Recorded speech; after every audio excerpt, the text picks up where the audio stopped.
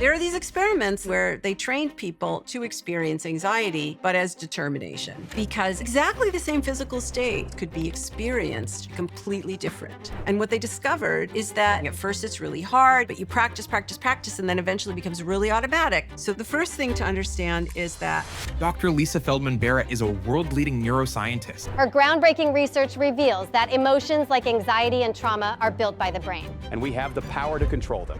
the story is that you're born with these innate emotion circuits, but you're not born with the ability to control them. That's false. Really what's happening is that your brain is not reacting, it's predicting. And every action you take, every emotion you have is a combination of the remembered past, including any trauma. And so you don't have a sense of agency about it because it happens really automatically, faster than you can blink your eyes. How does this change how we should treat trauma? Sometimes in life, you are responsible for changing something, not because you're to blame, but because you're the only person who can. I mean, I had a daughter who was clinically depressed, was getting D's in school, she wasn't sleeping, she was miserable. At first, she was so resistant, but then she made the decision that she wanted to be helped. And did she recover? Yes, she did. So if you want to change who you are, what you feel, understanding these basic operating principles is the key to living a meaningful life. So what is step one to being able to make that change? So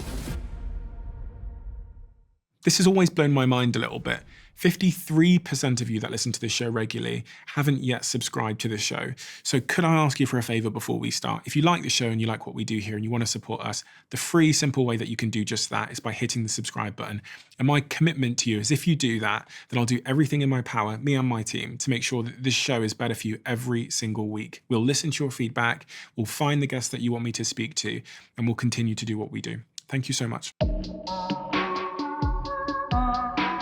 Dr. Lisa Feldman-Barrett, you have a really remarkable, twisting career journey. It's almost quite difficult to encapsulate in a particular mission or a particular summary of the journey you've been on and the twists and turns you've taken. But if I were to ask you now what mission you're on with the work that you're currently doing, are you able to summarize that? my goal is, as a science communicator, is to try to take really complicated science and present it in a way that people can use. You know, maybe they use it to entertain their friends at a dinner party. Maybe they use it to help their kid who's, struggling with depression. That was certainly, in my case, something that I had to deal with. Maybe they're using it to improve their workplace or improve the productivity of their peeps or whatever. The point being that that's what science is for. It's for, living a better life. And average, everyday people without PhDs can do that if they have the right information. I'm probably attempting to understand how it is that a brain like ours, that is attached to a body like ours, that is pickled in a world like ours, produces a mind. What is it? What is happening that allows you to have thoughts and feelings and memories and actions? And somebody from another country, another culture, also has a mental life which looks nothing like yours. How is it that the same kind of brain plan with the same general kind of body plan can produce such different types of minds when those brains are wired, in a sense, finish wiring themselves in cultural and physical contexts that are so widely different? When you just talked about your pursuit of understanding how a brain like ours creates the mind and the reality that we have, if I'm able to understand all of that, as many people who read your book about the brain and emotions were able to understand, what is it that it offers me in my everyday life? Oh my God, it offers you the opportunity to have more agency in your life. And what does that mean? It means you have more choice. It means you have more control. It means that you can architect your life. I mean, you can't control everything that happens to you. You can't control every moment of feeling, but you have more control than you probably think you do. Everybody has more control over what they feel and what they do than they think they do. That control doesn't look the way we expect it to. It's much harder to harness than we would like it to be. Some people have more opportunities for that control than other people do, but everybody has the opportunity to have more control. And of course, the flip side is also more responsibility for the way they live their lives. And I think that's a really good thing. And I think it's a really good thing now when, world events are swirling around you and you feel like, you're just being buffeted around. Even within that craziness, there are opportunities to be more of an architect of your own experience and your own life. I think a lot of people find that optimistic and helpful. Yeah, because life can feel like we are a puppet and we are just responding to what happens around us. And if it rains outside, then we're sad. If a person sends us a message, then we're annoyed. And that we're just these sort of reactive creatures reacting to whatever happens around us. But you're telling me that if I have a greater understanding of the brain and how it works and emotions, then I can seize back some of that control and live a more intentional life. Yes, exactly. And I think for me, I started my career studying the nature of emotion, but really it became a flashlight into understanding how a brain works. Why do we even have a brain? It's a very expensive organ. That piece of meat between your ears is the most expensive, metabolically, the most expensive organ you have. So what's it good for? What's its most basic function? How does it work in relation to the body?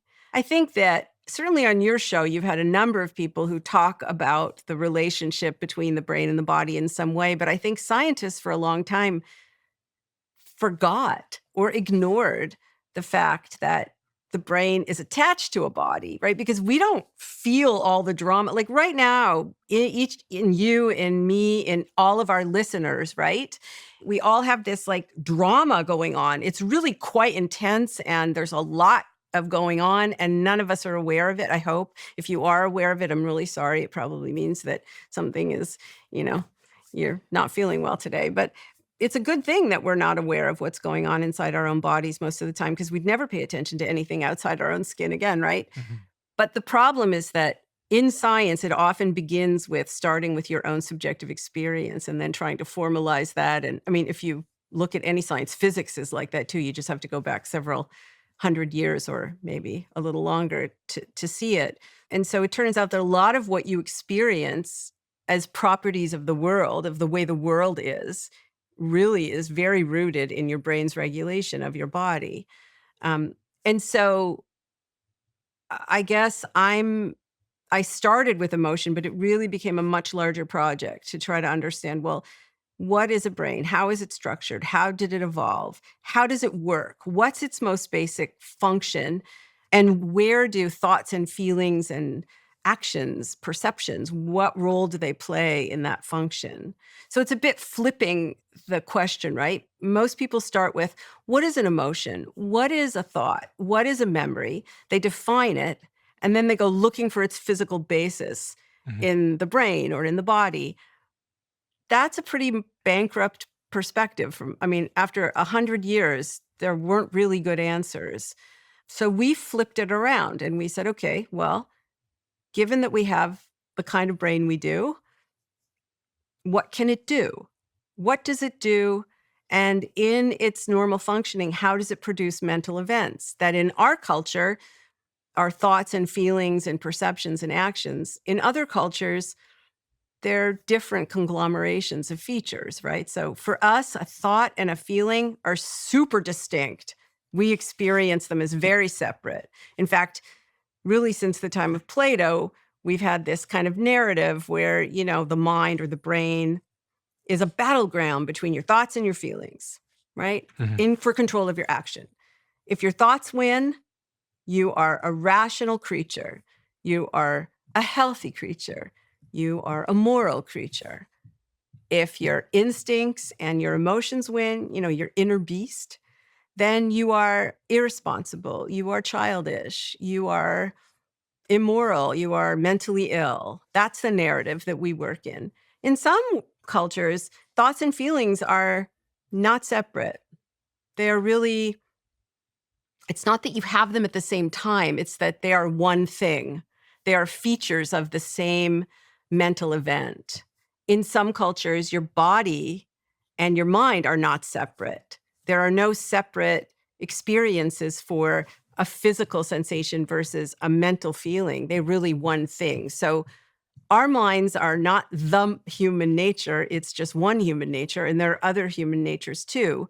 And we have to figure out how general brain plan, a general body plan for a neurotypical human produces such wide variation depending on the cultural context in which it grows. As it relates to neuroscience and understanding the brain and the way that we create reality, was there a eureka moment for you where you realized that most of us have it wrong? Or that there's an underlying misconception about the way that our brain creates our reality? I would say, yeah, sure, there was a eureka moment, but it was a long, slow burn. When I was a graduate student, I wasn't studying emotion. I was studying the self. How do you think about yourself? What is your self-esteem like? How do you conceive of yourself, right? This is an important topic in psychology. And I was measuring emotion as an outcome variable. And the measurements the measures weren't working. And I thought, well, I need to be able to just literally objectively measure when someone is angry or when they're sad or when they're happy. I don't want to have to ask them because they could be wrong. And in that phrasing of the question, there's a presumption, right? That there is an objective state called anger, that generally most instances of anger will look the same regardless of person and context. And I very quickly realized that there are no essences that anybody's been able to discover, right? So recently, in the last couple of years, researchers did a meta-analysis, which is a big statistical summary of hundreds and hundreds and hundreds of experiments. And what they discovered is that, and this is just in urban cultures, right? We're not even talking about remote cultures now. Just in urban cultures, when someone is angry, people scowl about 35% of the time when they're angry. A scowl is like a... Like a scowl, like a, right, Okay. like, you knit your eyebrows, you frown, right? So it's, Okay. but that means 65% of the time when people are angry, they're doing something else that's meaningful with their face. And half the time when people scowl, they're not angry. They're feeling something else. They could be concentrating really hard. You could have just told them a bad joke. They could have a bad bout of gas. A scowl is not the expression of anger. It is an expression of anger in some contexts, and it's also an expression of other states in other contexts. So what this means is that, there's no really strongly reliable expression for anger that is specific to anger. And the same is true for every other emotion that's ever been studied. It's really clear that you're in anger or sadness or pick an emotion, your heart rate can go up, it can go down, it can stay the same. Your blood pressure can go up, it can go down, it can stay the same. The physiology that is occurring in your body is related to your brain's preparation for particular behaviors. So let's start with that then. So the predictive brain is this idea that I only pretty much know from you. I'd never heard it before. When we say the predictive brain, what does that mean? And what does it not mean? So when you are living your everyday life. Yeah, like right now. Like right now. So right now, I'm guessing that I'm saying things to you and you're perceiving what I'm saying and then you're reacting to it. That's how it feels to you, right? Yes. Okay. And that's how it feels to me too. So we sense and then we react. Mm-hmm. That's the way most people experience themselves in the world. That's not actually what's happening under the hood. Really what's happening is that your brain is not reacting, it's predicting.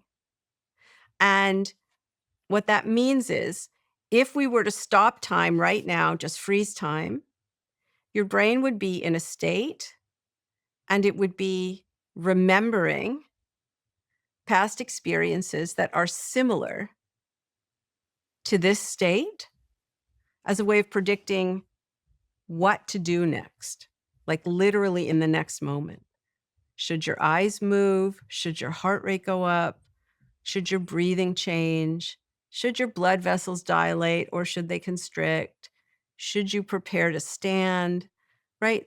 Movements. And these movements, the preparation for movement, literal copies of those signals become predictions for what you will see and hear and smell and taste and think and feel.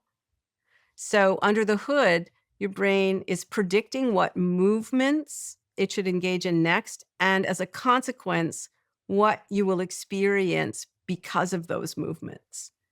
So you act first and then you sense.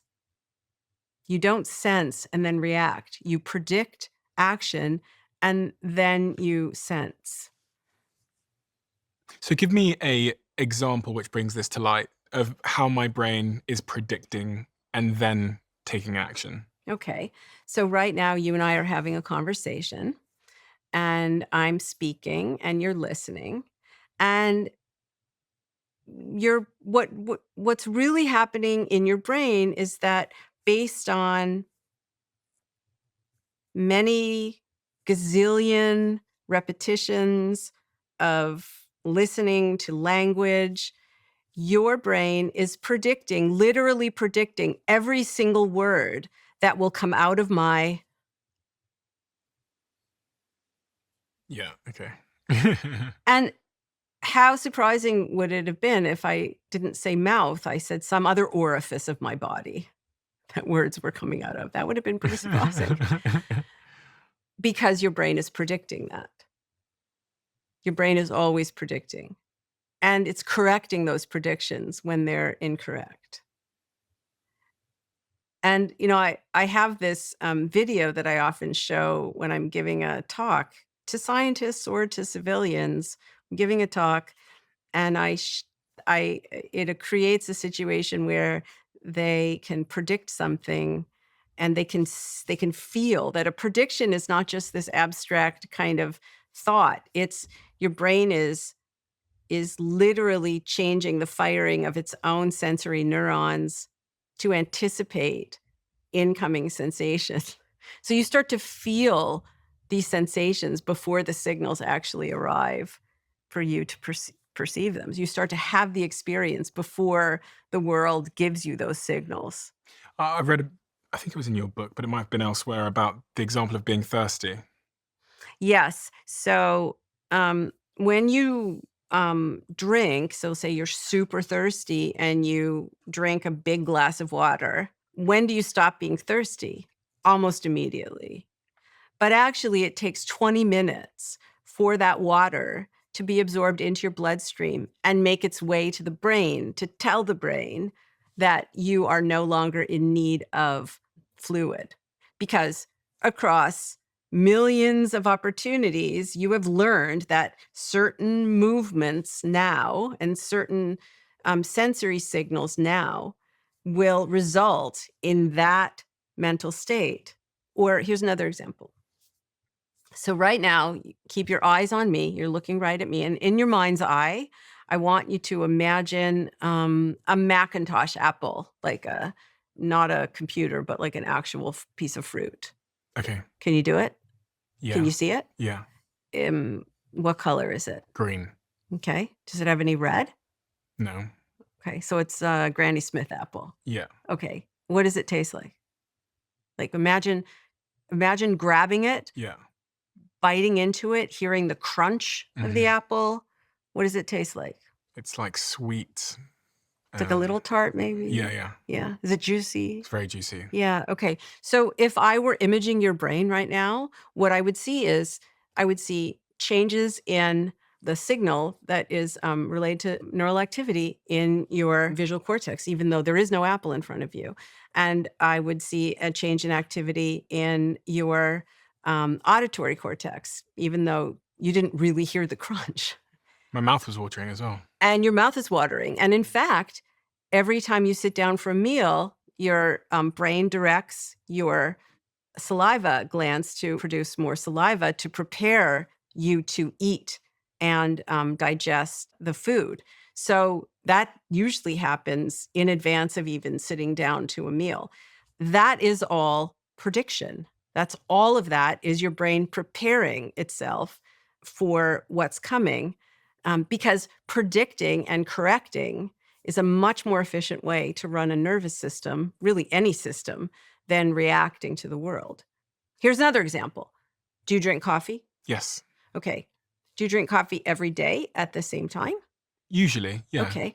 And are you one of these people that if you miss having coffee at that time, you get a headache? I mean, it's happened before. Mhm. Yes. Well, I used to be a person who drank a lot of coffee. And I love coffee, but I don't drink it anymore. But I loved it, and I drank it always at the same time every day. And if I didn't drink it, I would get at that time of day, I would get a massive headache. And the reason why, and this is true really of every medicine you take, anything which affects your physiology, if you do it on a regular basis, your brain will come to expect it. And what that means, come to expect it, is that coffee has chemicals in it that will constrict your blood vessels everywhere. But in the brain is attempting to keep the blood flow pretty constant and even.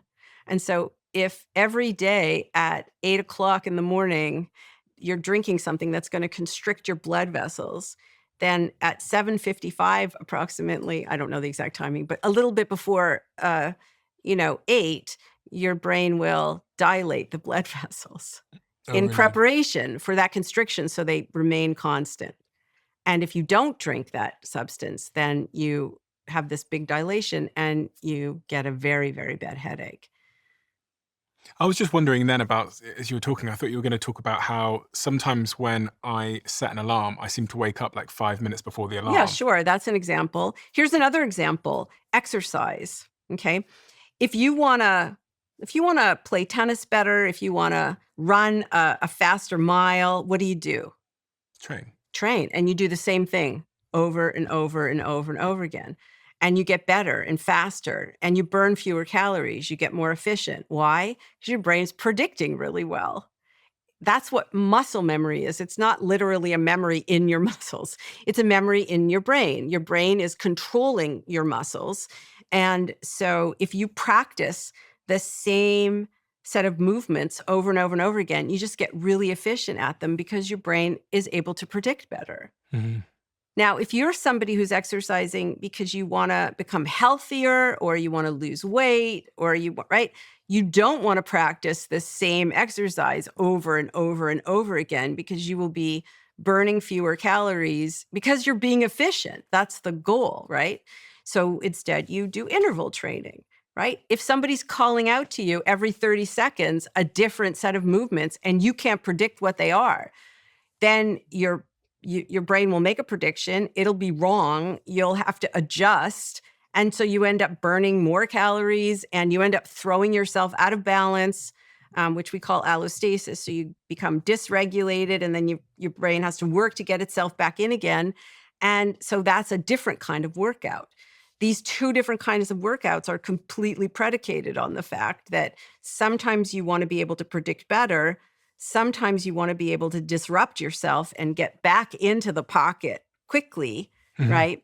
So basically, you're learning how to take in prediction error, signals you didn't predict, and adjust to them.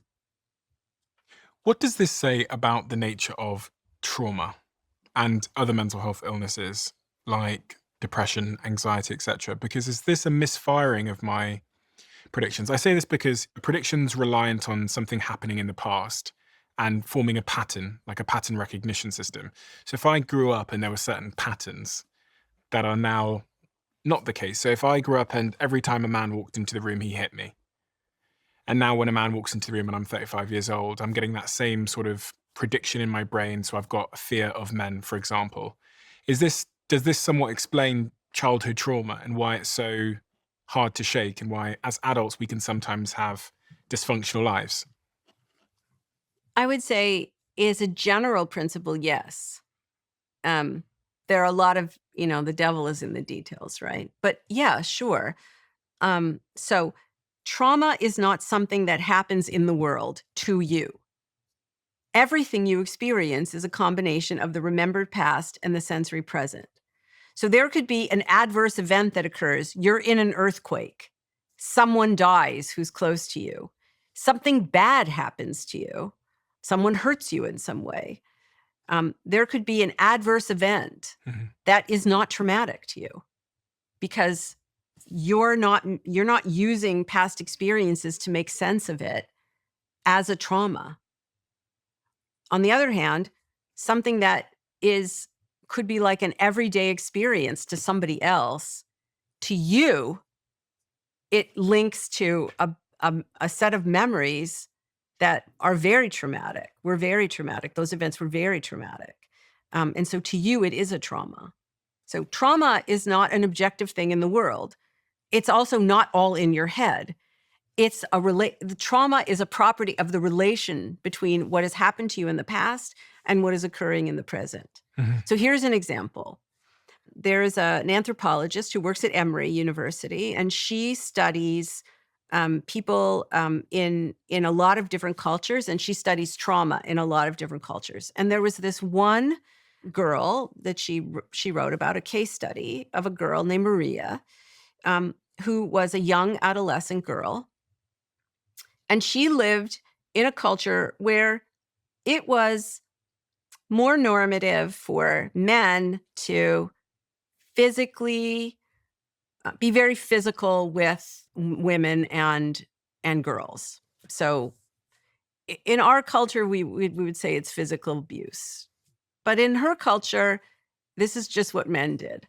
She didn't so her stepfather would slap her around, and she didn't like it, but she didn't show any sign of trauma. The way she made sense of it was that men are just assholes. It was very much this is not about me.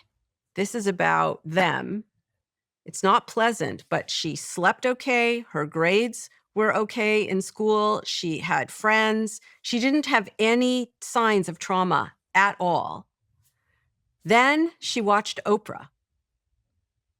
And she heard all of these women talk about having been the subject of physical abuse from their boyfriends or their fathers or, their husbands. And she recognized the similarity in the physical circumstances of these women's descriptions and her physical circumstances. And she also observed them experiencing symptoms of trauma. And all of a sudden, she started to have difficulty sleeping, and her grades dropped, and she had trouble concentrating, and she became socially withdrawn. Her way of making meaning, if you think about physical movements as actions, she made different meaning of those actions, and she experienced trauma where she didn't before. Now, if you're somebody who believes that there's an objective world out there where, Cause and effect. Yeah, that really there was some kind of latent trauma in her and she didn't experience it before, but then it was like triggered and then you could tell a whole story like that. And people do tell whole stories like that.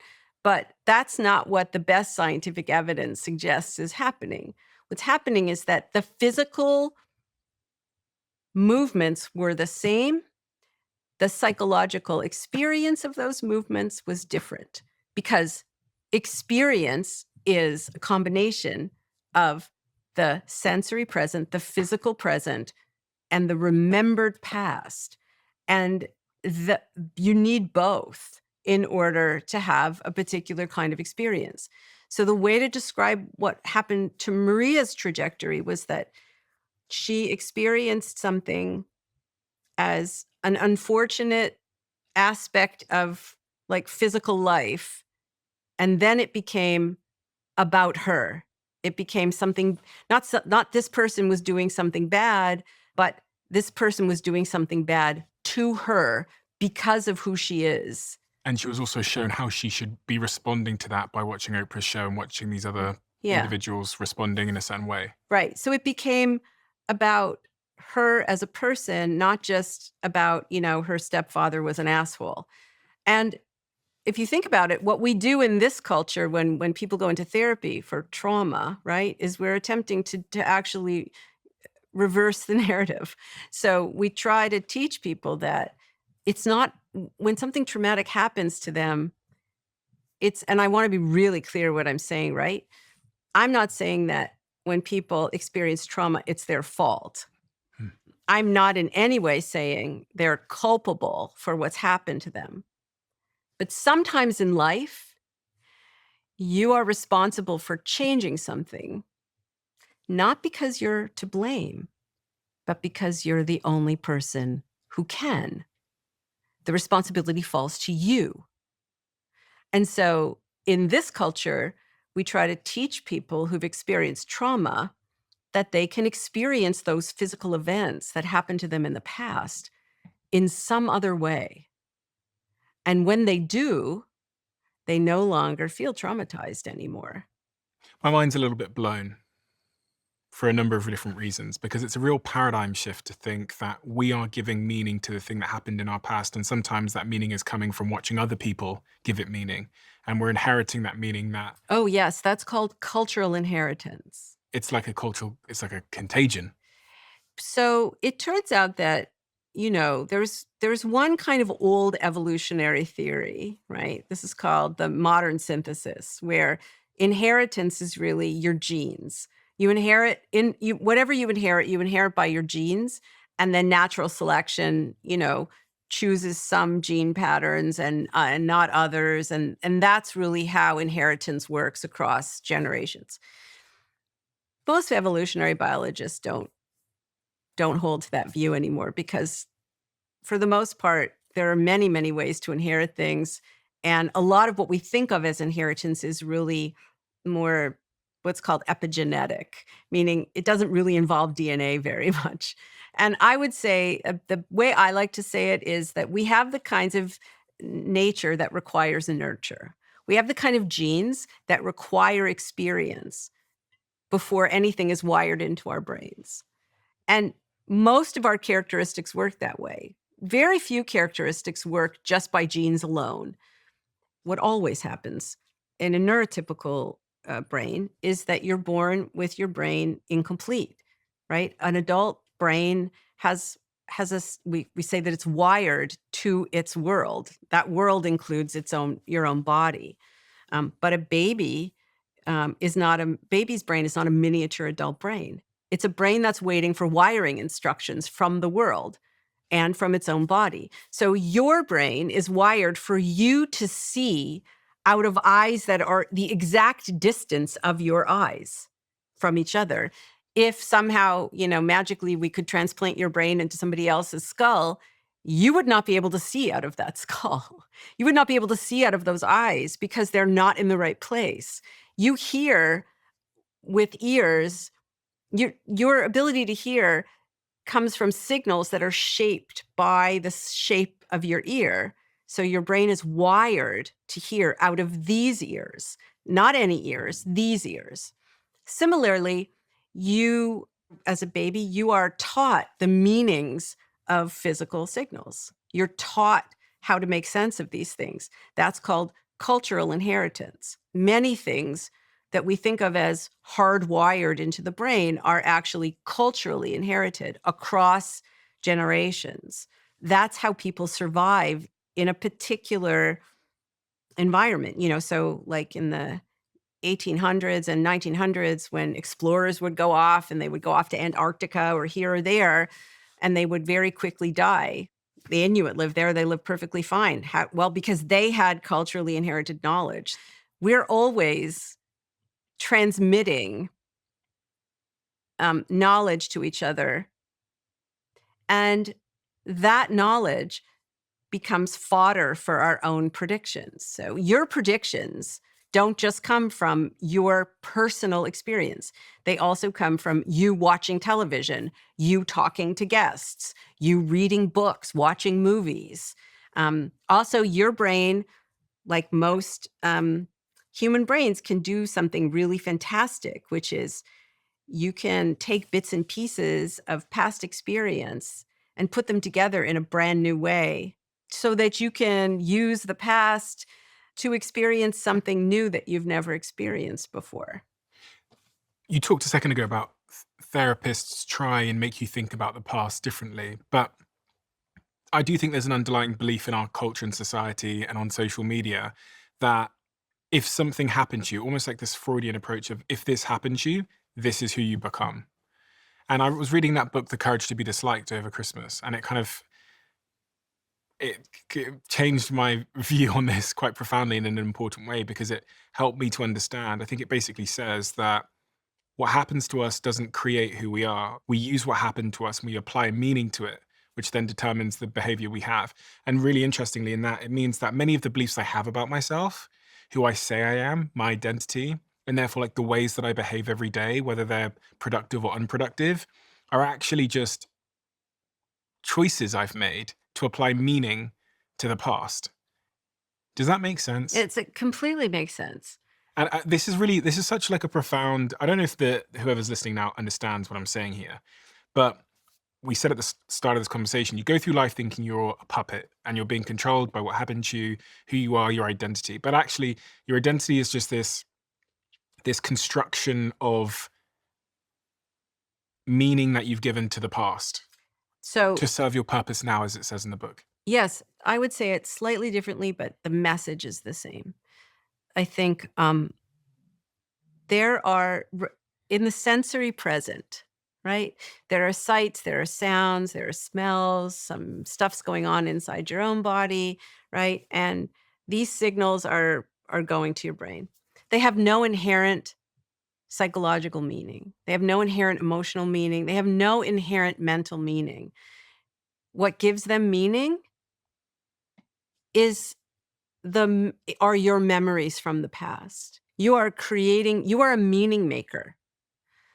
Meaning isn't a set of features like a dictionary definition. So the meaning of this cup isn't that it's made of metal, and that, I mean, we certainly can talk about those features, but the meaning of this cup in this moment is what I do with it. So it could be a vessel for drinking. It could be a weapon. It could be, a flower holder. It could be a measuring cup. The meaning of the vessel is what I do with it in the moment. That's its meaning. And so the meaning of the vessel isn't in the vessel. And it's also not only in my head. The meaning is the transaction. It's the relationship between the features of this vessel, this object, and the signals in my brain, which are creating my actions. In fact, even the fact that this is a solid object, the property of solidity is not in the object. It's because I have a body of a certain type with certain features that makes me experience this as solid. The solidity isn't in me, and it's not in the object. It's in the relationship between the two. That means everything you experience is partly of your own making. You don't have a sense of agency about it because it happens really automatically. It's happening automatically now as we're talking. It's happening faster than you can blink your eyes. But it's still happening. And that means if you are partly, even though you don't have a sense of agency, you are partly in control and also therefore responsible for the meaning that is being made. And when I said at the outset of our conversation that my goal was to try to, as a science communicator, was to try to explain to people that they have more control over their lives They have more control over who they are in any given moment than they think they do, to give them more agency in their lives. This is exactly what I mean. You don't have an enduring identity. You are who you are in the moment of your action. And actions are a combination of the remembered past, so stuff your brain is using to predict. That your brain's assembling super automatically, and the sensory present, right? So if you want to change who you are, you want to change what you feel, you want to change what your impact is on someone else, you have a couple of choices. You can try to go back into the past and change the meaning of what's happened before so that you'll remember differently, you'll predict differently in the future. That's what psychotherapy is. That's what, heartfelt conversations at 2:00 in the morning are with your friends or whatever. That's really hard shit. Doesn't always work so well.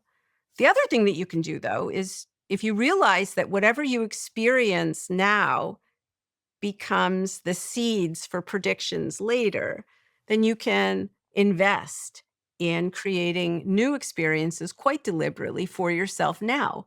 You can expose yourself to new ideas. You can expose yourself to people who are different than you. You can practice cultivating particular experiences like you would practice any skill. And that will, any new concepts you learn, new experiences you have in the moment, if you practice them, they become automatic predictions in the future. So let me take that and try and apply it to this example of this silver cup in my hand. So psychotherapy would try and go back into the past and explain to me why this actually isn't something I should drink out of, and that it could be other things. Whereas what you're saying is another approach is, if I go and get some flowers right now and I put them in there, I'm creating a new prediction for the future because I've created a new pattern in the present of this actually being a vase for flowers. And I can start to create a new pattern that silver cups like this one aren't just for drinking out of, they are also vases for flowers. Exactly. Okay, so I can either go back in the past and try and convince myself that the cup isn't a cup, or I can, in the present moment, create a new pattern, which will mean that in the future, my brain will predict next time it sees a silver cup, it won't just think, drink out of it, Steve, it will think, pop some flowers in it. Right. And remember, it's actually, the thinking comes after the action, right? So what will happen is, the next time that you are approaching a table where a silver cup might be, your brain will already be starting to prepare the actions to go get the flowers. Right. And then you will think, oh, right, I can use this as oh, look, there's a great vase, right? So in your brain, it's action. At first, your brain is controlling, it's preparing the actions of the viscera, what we call visceromotor. So does your heart rate need to change? Do your blood vessels need to dilate? Do you need to breathe differently? It's basically anticipating the needs of the body and attempting to meet those needs before they arise. That supports your physical movements, right? So if you're walking over somewhere to pick up some flowers and cut the stems and whatever, those are all physical movements that require glucose and oxygen and shit so all of that has to get prepared in advance, milliseconds before the actions start to be prepared. So it's not what you think determines what you feel. It's what you prepare to do determines your thoughts and your feelings and the sights and sounds and smells and sensations. That's how it really works under the hood. So meaning is in terms of what you do. And then as a consequence of that, meaning is a consequence. It becomes what you feel and what you think and so on. So let me give you some specific examples then. So if I'm scared of spiders, how would I go about overcoming that fear of spiders using route number 2 that you described there? So one of the ways that you change predictions, you can't just will yourself to change a prediction. I am really afraid of bees. I had a traumatic experience when I was 5. I'm afraid of bees. I know a lot about bees. I'm actually a gardener, and I know a lot about the evolutionary biology of bees. But when I am outside if a bee comes around, my first reaction is to either run or to freeze, right? I'm afraid of bees. I could talk to myself until the cows come home. It won't matter. I can't, right? So what I have to do is dose myself with prediction error, meaning I have to interact with bees in a way that changes my actions, which will change my lived experience. And I can't just do it all at once. It's not like a good idea would not be for me to say, would not have been for me to go to like somebody who has beehives and, put on a suit and go work. I mean, that would be like overwhelming, right? So instead, maybe I don't run. Maybe I stand and watch. Maybe I get closer to a bee. Maybe I plant bushes and flowers that bees like a lot to bring bees to me so that I can sit and just be around them while they're buzzing and doing their thing. Maybe I deliberately let myself get stung at some point, which I did. But, you're dosing yourself with, your brain is making a set of predictions. Those predictions, there are a set of predictions. That means your brain isn't preparing one action, it's preparing multiple actions. So you need to prove to your brain that those predictions are wrong. Yes. So exactly. You are setting up circumstances so you can prove to yourself that your predictions are wrong. If you're predicting well, you have a few action plans. If you're predicting poorly, let's say overgeneralizing, maybe you have 100 plans. Like if there's tremendous uncertainty, your brain doesn't know which action plan to, so there might be many of them, right? Sensory signals are coming into your brain from the sensory surfaces of your body, from your retinas, from your cochlea. You've got sensory surfaces on your skin, inside your body, in your muscle cells, all these signals coming to your brain. They help select which prediction signal will be completed as action and lived experience. Okay, so let's say you put yourself deliberately in a situation where the incoming signals will not select any prediction because there's too much unpredicted signal there. It's error. There's another name in psychology for taking in prediction error.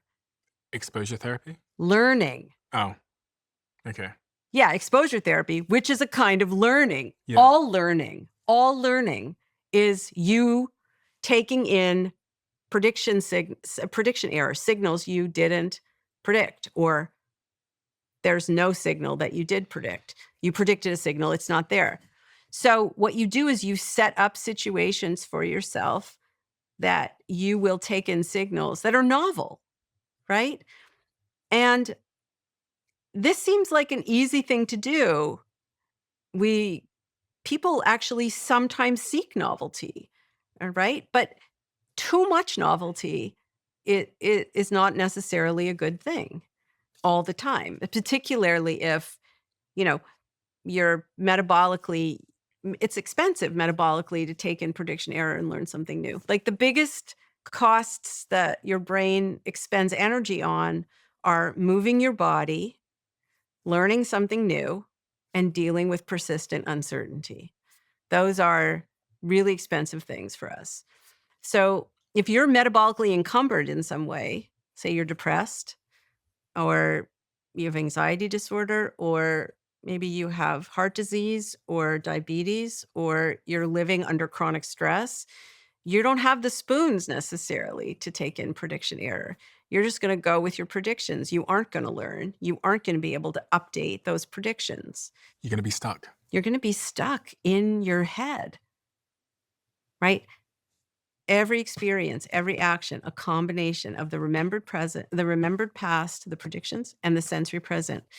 But the sensory present is there just to select which remembered past you're going to act on. And sometimes in moments of great metabolic load, the brain just goes with its own predictions and ignores what's out there in the world. I was thinking earlier on as you were speaking, about this sort of social contagion where we can apply meaning to our lives and what happened to us, and then consequently make ourselves sad because we see how other people on TikTok or Instagram are feeling.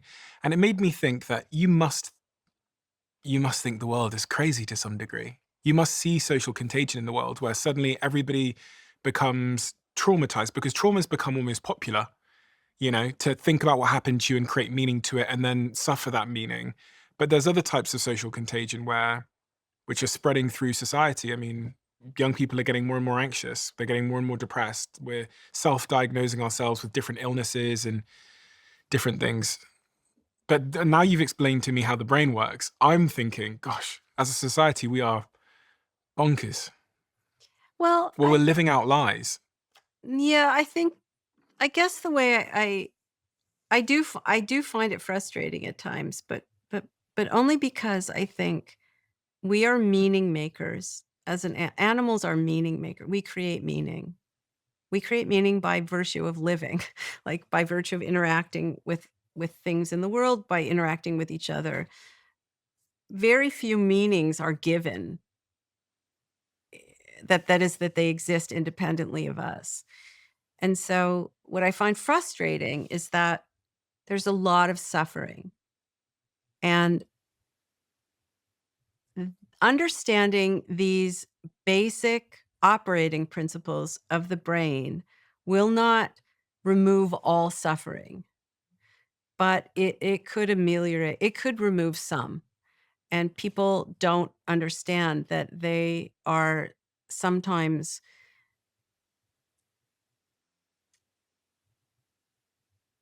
making their suffering worse than it has to be. You paused on the word responsible.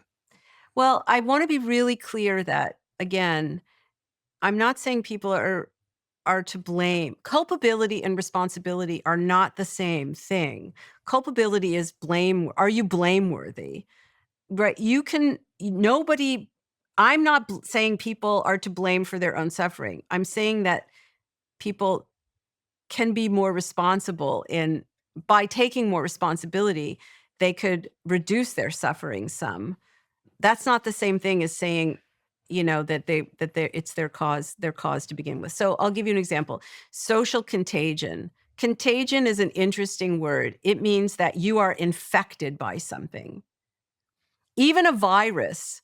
There are these experiments that were done 15, 20 years ago where these are done by Sheldon Cohen, who is a psychoimmunologist, which means he's a psychologist and he studies how immunology, that is your immune system, is related to your psychological state.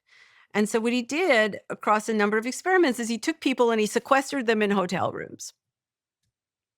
And then he took the same dosage, the same concentration of virus, and he put it in every person's nose. And then he controlled how much they slept, how much they ate. He measured their symptoms. He weighed their tissues after they blew their nose. I mean, he did, right? Just really, really, really, really careful metrics. And across these experiments, somewhere between 20 to 40% of people became symptomatic with respiratory disease. That means the virus is necessary, but it is not sufficient to cause illness. Another necessary but not sufficient cause is the state of each person's immune system. Mm-hmm. That is, your brain and your immune system have to be in a particular state in order for you to be infected by a virus in these experiments. So the point that I'm making here is exactly the same about suffering. Also, let's take anxiety, for example. We in a culture, we automatically make meaning of certain types of signal patterns as anxiety. When there's a lot of uncertainty, there's an increase in norepinephrine and some chemicals in the brain. That often goes with an increase in heart rate and so on. And we automatically make meaning of this physical state as anxiety. But exactly the same physical state could be determination. It could be just pure uncertainty. again, meaning making is about action, right? So when you are experiencing high arousal, even if it's super unpleasant as determination, you do something different than if you experience it as anxiety or uncertainty. So here's an example. There are people who experience test anxiety. Really serious test anxiety prevents people from finishing courses or graduating from college. People who graduate from college have a lifetime trajectory of earning that is hundreds of thousands of dollars more often than somebody who drops out of college. So test anxiety, over the long run, it's more than just a bit of discomfort. It has serious implications for your earning potential across your life. Mhm. There are these experiments that were done where they trained people to make sense of high arousal physical states, not as anxiety, but as determination. And these people learned to do this. First, they practice like a skill. It's like driving. At first, it's really hard. You have to give a lot of effort to it, but you practice, and then eventually it becomes really automatic. And then what happens? They're able to take tests. They're able to pass tests. They're able to continue taking courses and so on. I watched this actually happen right in front of my eyes. My daughter, when she was 12 years old, she was testing for her black belt in karate. Her sensei was a 10th degree black belt. This guy, a 10th degree black belt is the highest you could be. This guy could break a board like by looking at it. He was a scary, scary dude. And my daughter was like not even 5 feet tall when she was 12. And she's this tiny little thing. And she's got to spar with like these hulking, like 15, 16, 18-year-old boys. She's got to actually spar with them. And so, and this is across several days. She's got to do this really. And so I'm sitting there, her dad and me were sitting there, we're watching her. And so her sensei, saunters up to her and he says, "Sweetheart, get your butterflies flying in formation." And I was like, that's fucking amazing.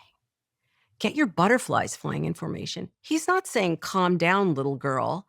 That would actually be bad. You don't want to be calm. You need that arousal. It's there for a reason.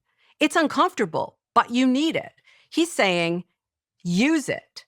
That to me was like a perfect example of find a different meaning for that arousal. And that meaning is the action that you will engage in. No matter how hard it is, no matter how much it doesn't really look like what it's supposed to, the control is there. It's there. It's not there all the time. It's harder to get, yada, yada, but it's there. And it means that you have more agency. You have more control. You're never going to have as much control as you want. It's always going to be harder to get. Your options aren't always going to be the same. But you can always find a little more control over what you do and what you experience.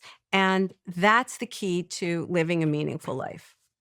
Are you somewhat concerned about the world that young people are growing up in, where they're scrolling on social media and social media is telling them what certain feelings are? So they are just being programmed Right. constantly Yeah, they are. to be anxious, to be Yes, depressed, they are. to be sad. Yes, they are. And think about it too.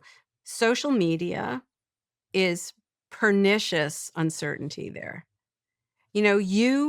First of all, even when we're sitting face to face, we have all of these cues. We have all these signals. I can see your face. I can hear your voice. Even when all this information is there, there's still some uncertainty, right? We're not reading each other. Bodily movements are not a language to be read. It's a bad metaphor, right? We're guessing. We're always guessing. And we're using a lot of signals to guess. But when you're on social media, you have very few signals. There is a lot of ambiguity. There is a lot of uncertainty. And the only thing that you can do is fill in that uncertainty with your own guesses, which could be bad, right? So people who go on TikTok and whatever are giving up, they're like volitionally giving up their agency, and they don't know it. What do you mean by that? They're choosing to be led. They're choosing to be influenced. I'll give you an example. I've listened to podcasts about metabolism. I've listened to podcasts about, skincare. I've listened to, I'm curious. I'm curious about like what kind of information people put out there. I probably turn off 90% of I get like 10 minutes into something and I will turn it off. That's what it means to be a consumer. You have choice. I think they don't realize that by virtue of what they do and what they don't do, they are making choices about what will be retained in their heads that will then be used automatically later. Brainwashing. A little bit, except that you're the one you're choosing it. I'm empathic and I'm not blaming people, but things could be better for them, I mean, I had a daughter who was clinically depressed. That was one of the most frustrating experiences I've ever had in my life, in addition to being really tragic. I mean, I can talk about it now without breaking into tears. That took a long time. But at first, she was so resistant. Eventually, she made the decision that she wanted to be helped. And then we completely changed her life. But she had to make that decision. I couldn't force her to do it. And I feel like a little bit, it's the same kind of situation now where there's so much bullshit out there in the wellness industry. There's so much, swirling around on TikTok and on other areas of social media. And not all of it is useful. And some of it's really harmful. Do you mind if I pause this conversation for a moment? I want to talk about our show sponsor today, which is Shopify. I've always believed that the biggest cost in business isn't failure, it's the time you waste trying to make decisions. Time spent hesitating, overthinking, or waiting for the right moment. When I started my first company at 20 years old, I had no experience and no money. What I did have was an idea and the willingness to move fast, and that made all the difference.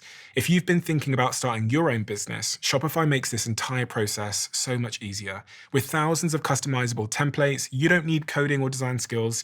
You just need a willingness to start. Shopify connects all your sales channels from your website to social media, and it handles the back-end payments, shipping, and taxes too, so that you can stay focused on moving forward and growing your business. If you're ready to start, visit shopify.com/Bartlett and sign up for a £1 per month trial period.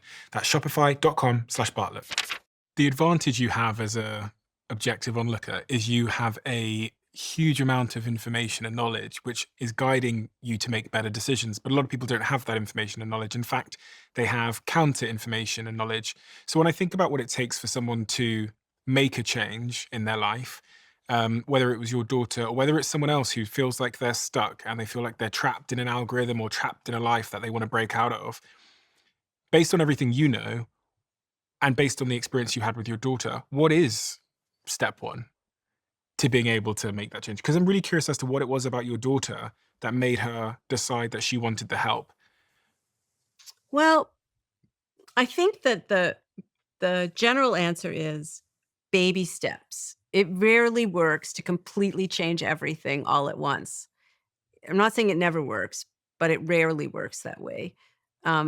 So, for example, you could deliberately get off social media for one day a week, or do something else instead with a friend, or go for a walk, or just and build it into your day as a scheduled thing. So that's the other thing, is that you can't do things because you want to do them. You have to force yourself to do them. So for example, I had major back surgery, very serious.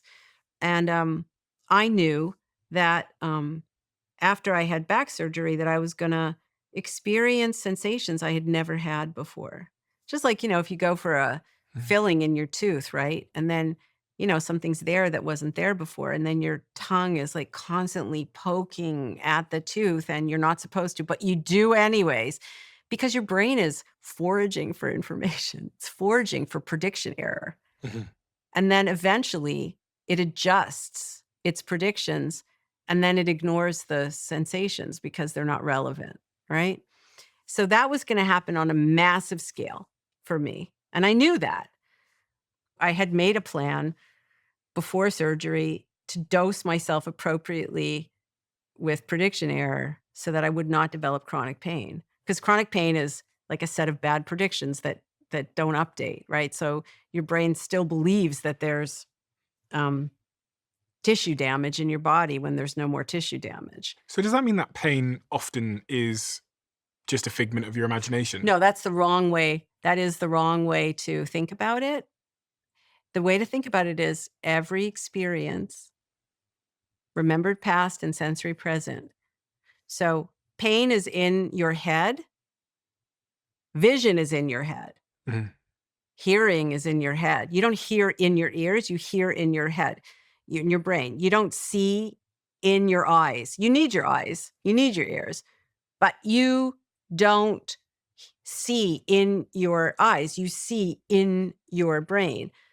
So pain is a combination of just like vision is a combination of the remembered past and the sensory present. Okay, so it's both. So chronic pain happens when your brain was receiving signals from the body that there was tissue damage, nociceptive signals they're called, and it was making sense of them as pain.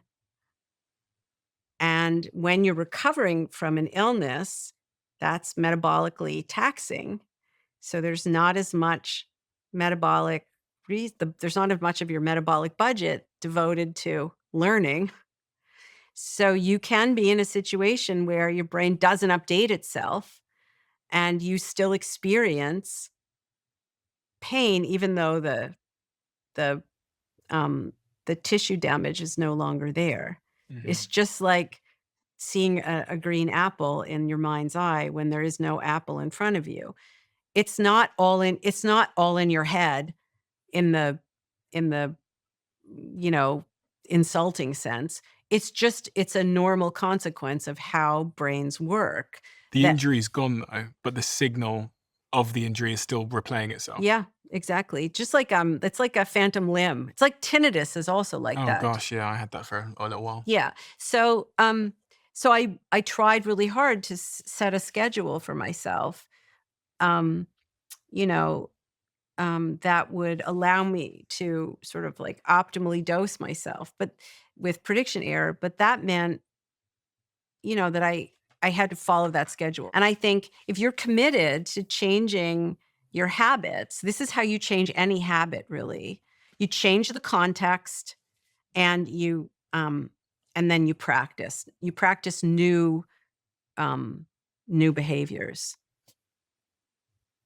So with my daughter, depression, we think about depression in our lab as, let me back up and say, your brain's most important job really is not thinking, it's not feeling, it's not even seeing, it's regulating your body. It's regulating your metabolism, basically. That's your brain's most important job. Your brain's most important job is anticipating the needs of your body and preparing to meet those needs before they arise. The metaphor that we use for this predictive regulation of the body, which is the formal term is called allostasis, that's the scientific concept, but the metaphor is body budgeting. It's running a budget for your body. Your brain is running a budget for your body. It's not budgeting money, it's budgeting salt and glucose and oxygen and potassium and like all of the nutrients and chemicals that are necessary to and run an energetically costly body.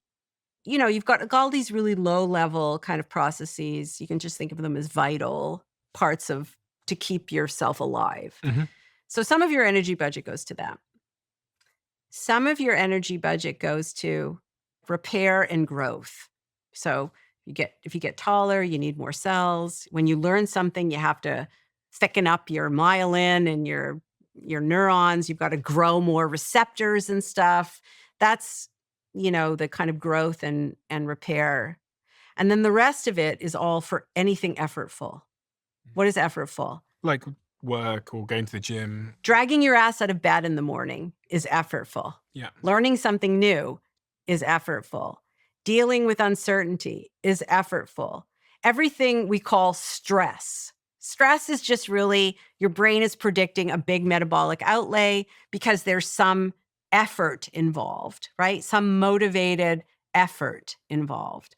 So those are the three things that make up your energy budget. And the really important point, you as an organism have a fixed amount of energy that you can produce in a day. Meaning ATP, like these little chemicals, these little protein things that, your cells use as literal energy that come from glucose and other things like fats and.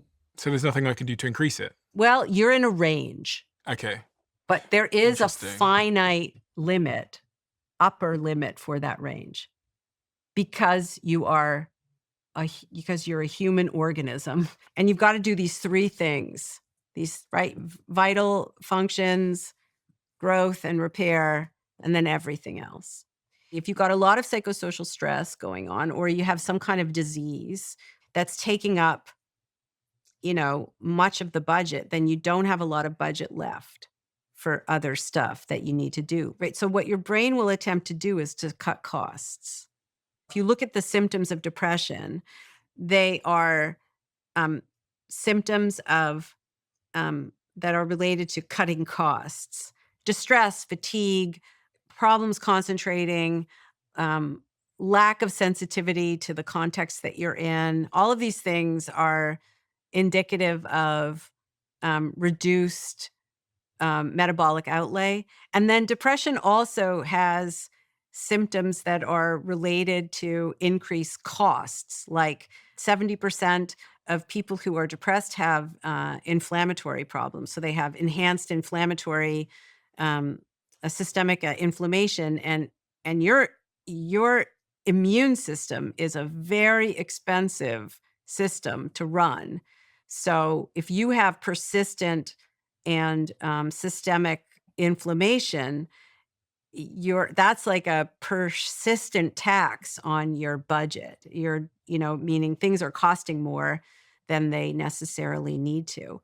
And even, there are these really interesting studies. I think they're interesting as a scientist, as a person. I find them slightly horrifying. But, if you, within 2 hours of eating a meal, if you encounter stress, social stress, it's as if you ate 104 more calories than you actually ate. So you're so inefficient in metabolizing that it's like having eaten 104 more calories than you did. And your even good fats will be metabolized as if they're bad fats. And potentially stored as subcutaneous So fat. if you add up 104 calories at every meal for a year, that's almost 11 pounds.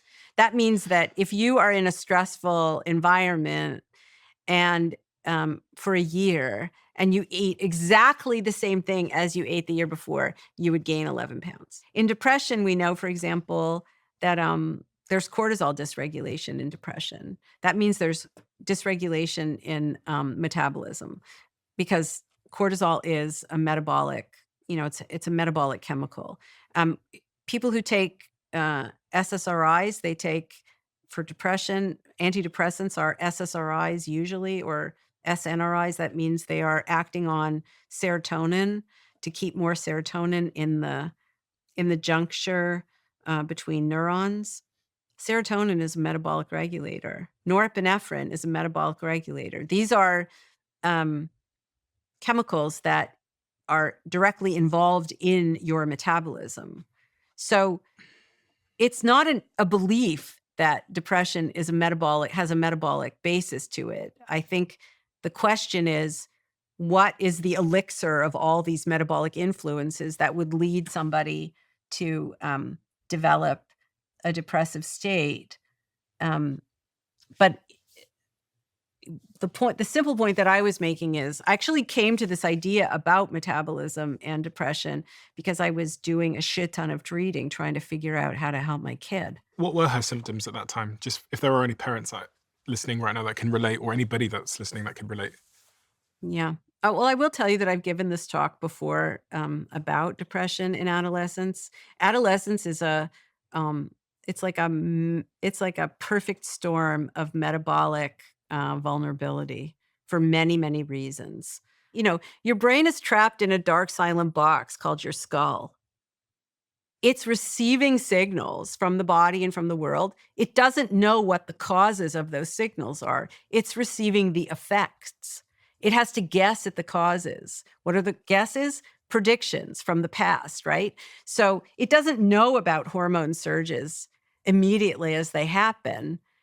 It takes 20 minutes or so, or sometimes a little less, depending on where the hormonal changes are and what their origin is, for the brain to receive the signals of those changes. And then it has to guess at what the causes are. The narrative that's used in psychiatry and medicine is a narrative that goes something like this. It goes back to this, like, your brain is a battleground, right? So the idea is that, you're born, the story is that you're born with these innate emotion circuits. You don't have innate emotion circuits. You don't have any emotion circuits, actually.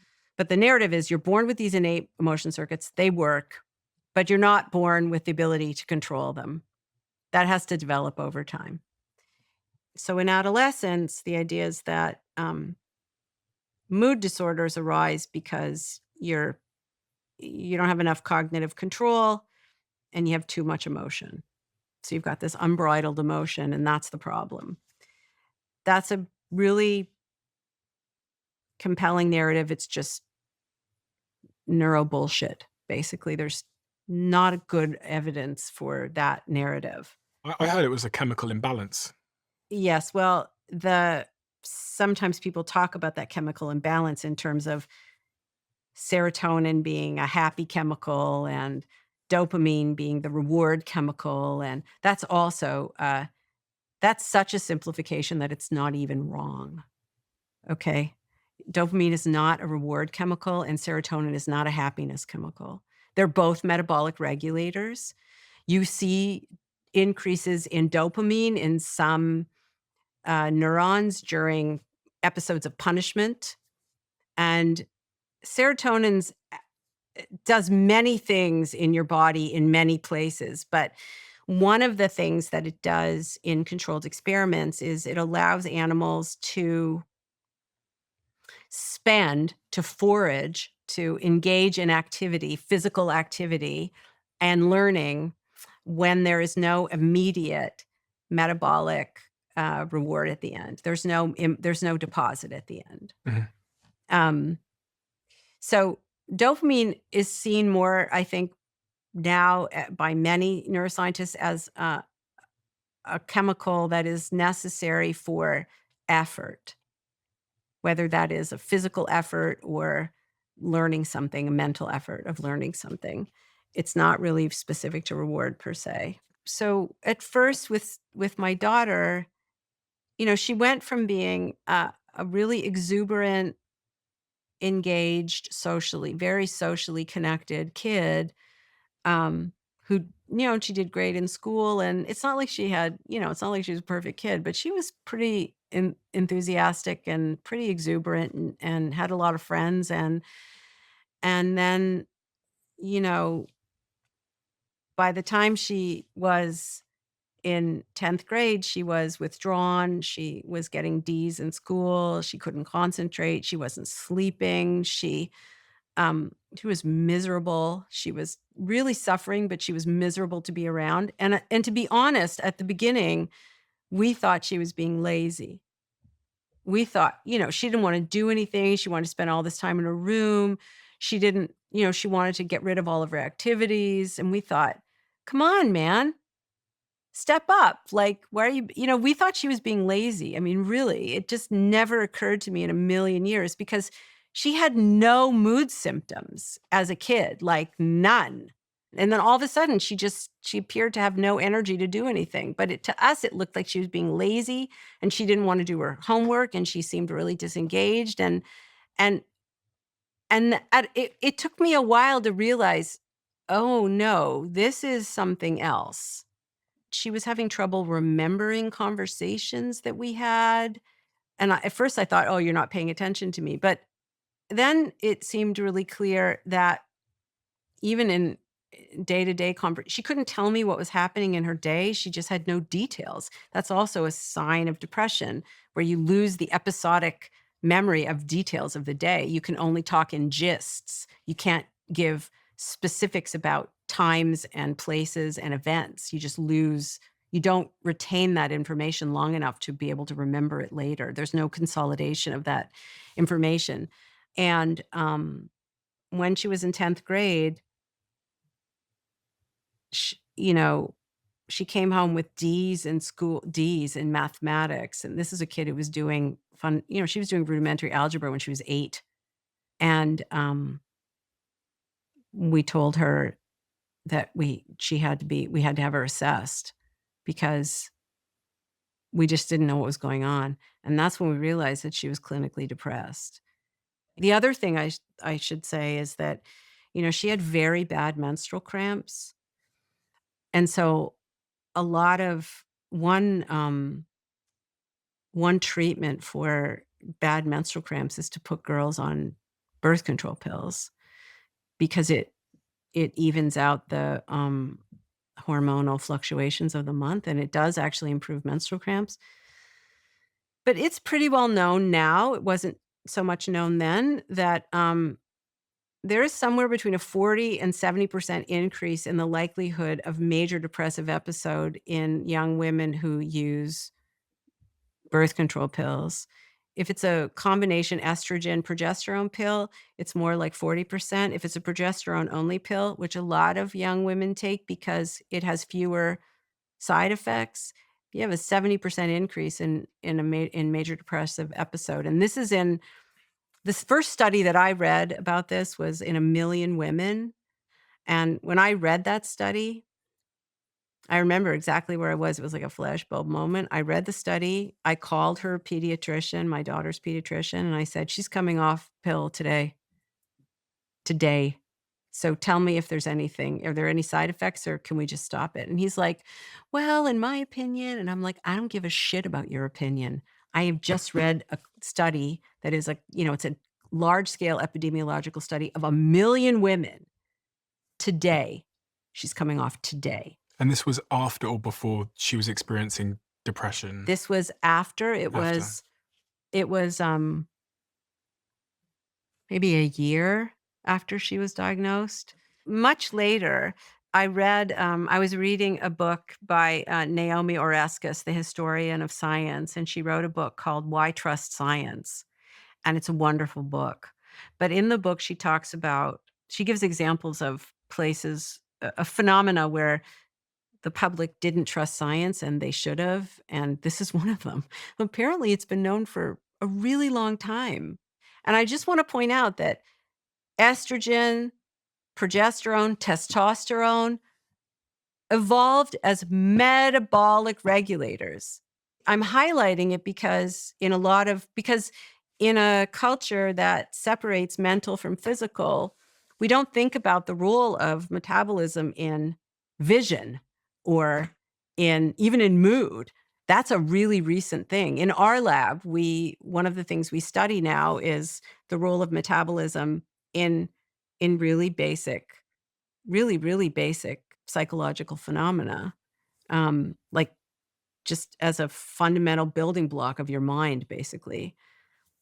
So your daughter exhibits those symptoms.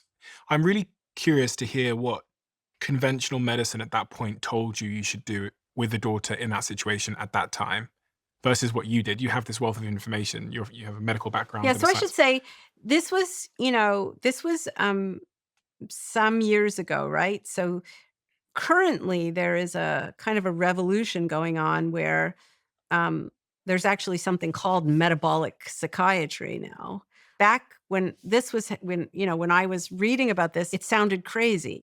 When I saw what my daughter was, that she was suffering, like really suffering. It's really hard for me to talk about this because as I'm talking to you about this, I'm thinking, I wish that I wish that I had figured this out earlier.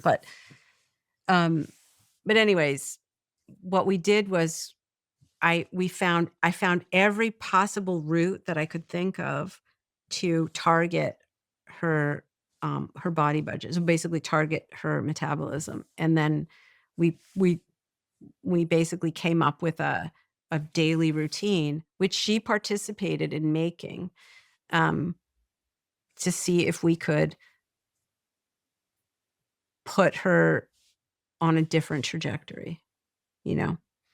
And that involved everything from getting off social media. And it, Because because first of all, she was using, like a lot of kids do, she was using um, her screens late at night. And at that point, and again, this was something I just happened upon, right? But actually at a NCI meeting, at a National Cancer Institute meeting, um, we have retinal ganglion cells. We have cells in our retina that regulate circadian rhythm, and they're sensitive to light at the wavelengths that comes from from a screen. So if you look at those screens at night, your brain thinks it's daytime, like your circadian rhythm. You give yourself a circadian rhythm disorder, basically, and it will be harder to get into a regular sleep cycle. And you need that regular sleep cycle in order for toxins to clear and in order to consolidate what you've learned during the day so that you can remember it later. And there are a whole bunch of restorative things happen during deep sleep that you really need. And if you can't get enough deep sleep, that will make your budgeting problems worse, basically. So we targeted her, we got her off social media. Well, first of all, off screens after, like 7 o'clock, 8 o'clock at night, no screens. Off social media to reduce social uncertainty, social stress. I got up with her at 5:30 every morning, made her breakfast, sat with her while she ate breakfast. So made sure that she was eating nutritious food, not pseudo food, like, Pop-Tarts and shit like that. We had to start her like exercising again. So she started to walk long distances. She started doing Pilates, like not Pilates on a mat, but like Pilates with a reformer that would make anybody cry, you know? why exercise as it relates to this budget and the metabolic functions? Because exercise, um, basically, exercise throws your it's like your brain, it's like you're throwing yourself out of metabolic balance so that the brain can learn to get itself back in. You're basically improving the resilience of your physical systems is basically the way to. So she's not, you know, she needed something more like interval training, which is what these Pilates classes were, as opposed to, you know, practicing to play tennis or whatever. Something that would where she, after a certain period of time, she'd be dysregulated metabolically, and then she'd drink water and, eat something healthful, and then her system basically was learning to become more flexible Mhm. again, not so stuck. Mhm. So again, it was like dosing with prediction error, or like providing the brain with opportunity to learn that it was wrong. And then omega 3s. So we took, I can't remember the exact dose, but I dosed it out high omega 3s, low omega 6s. With her doctor's permission, we also used a baby aspirin once a day on a full stomach to reduce systemic inflammation. Um, before bed, we had always done um, like a cuddle, like when she was little, we would read a story or whatever. And in her early adolescent years, she rejected that. And then we brought it back. So an hour before bed, we would, either me or her dad, sometimes all three of us, we would read a book together, or, he would read a book to us, or we would, we would sit and talk, and she would tell me, all the things that were happening at school that she could remember. And sometimes they were really horrible. And I just had to empathize. That was really hard for me because I just wanted to fix it. I just wanted to fix it. And it was really, I had to really draw on my own experience as a therapist to just sit with the distress and empathize rather than say, do this, do this, do this, do this. It took me a long time to learn that, and I'm still sometimes struggling with that. Why was that important? Because then she feels heard and Like- and she feels understood. And it took me a long time to learn this. When she would tell me that, someone had done something terribly mean, if I did anything other than empathize, she would feel like I hadn't heard her. And social support is a major, I mean, we are the caretakers of each other's nervous systems. Humans are social animals. It's hard to believe, I think, in a culture like ours where we're so individualistic, right? And it seems like a political statement or something. It doesn't really matter what your political views are. We evolved the way we evolved, man. We are social animals. We affect each other metabolically. We can add savings and we can add taxes. And, the best thing for a human nervous system is another human. The worst thing for a human nervous system is another human. The wrong one. There are so many experiments showing I just saw a set of experiments from one of my former postdocs that was just amazing, where she looked at glucose metabolism in mothers and babies. And I think she also did it in dating partners, if I'm not mistaken. And she looked at them alone and then together, like alone during a task and then together during a task. And mothers and babies that are attached well, their glucose metabolism is more efficient, like literally more efficient. And I believe she also showed this with dating partners too. There are these studies, these old studies showing that it's like less calorically demanding to walk up a hill with a backpack if you're with a friend than if you're with a stranger. And there's all these really batshit crazy findings but if you realize that humans are literally affecting each other on a physical basis, whether they're aware of it or not, whether they intend it or not, it's completely irrelevant.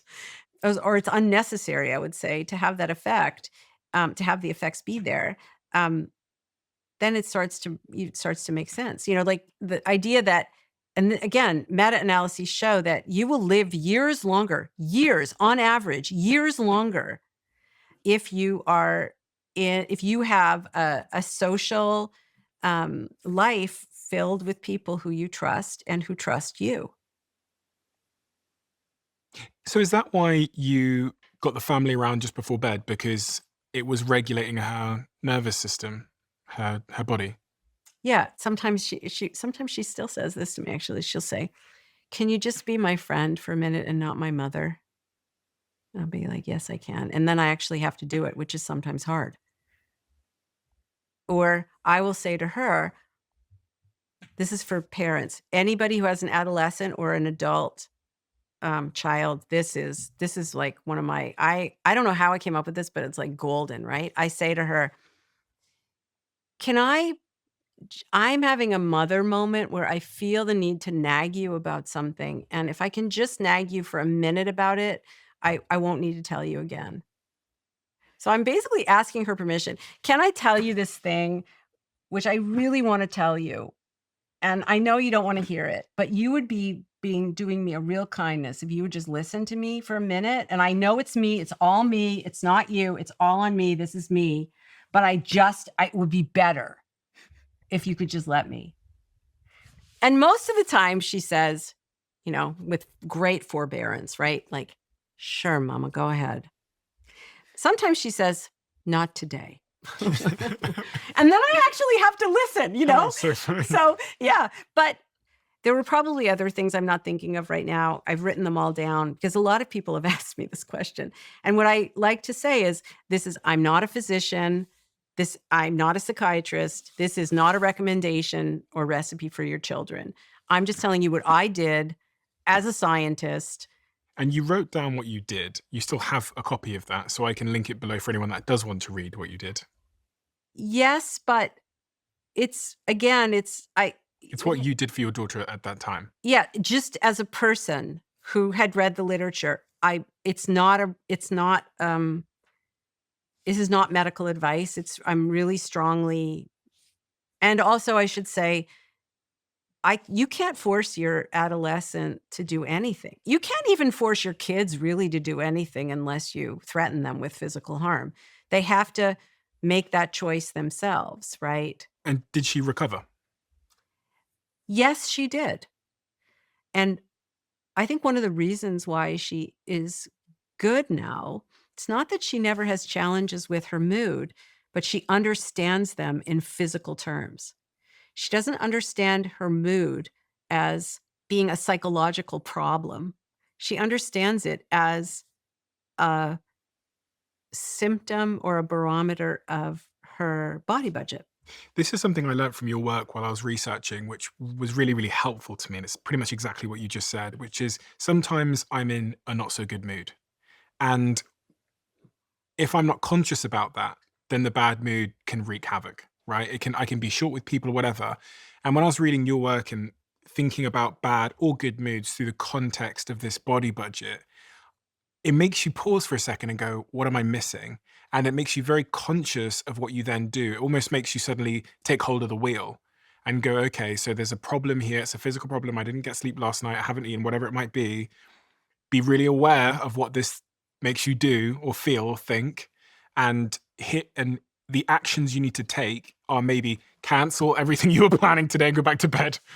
Well, but I think that you just put your finger on the really important thing. It's that it changes what you do next. Yeah.